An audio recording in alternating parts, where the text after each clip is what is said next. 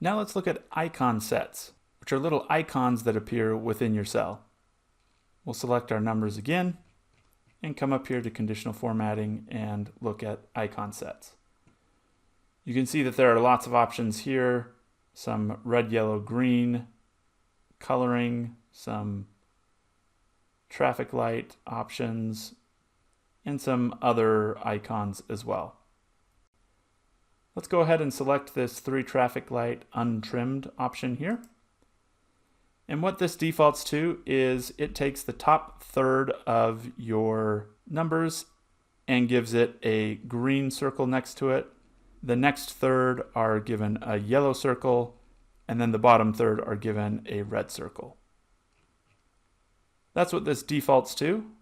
We can clear this selection and come here to this more rules section to get a little bit more detail to change things up a bit. So here's where you can select your different icons that you want.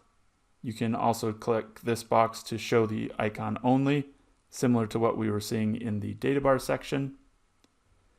And then here's where we set our rules. So like I was saying, the green is when the value is greater than or equal to 67% of the items in our list. You can change that to greater than instead of just greater than or equal to. And you can also change this to a number, a formula, or a percentile.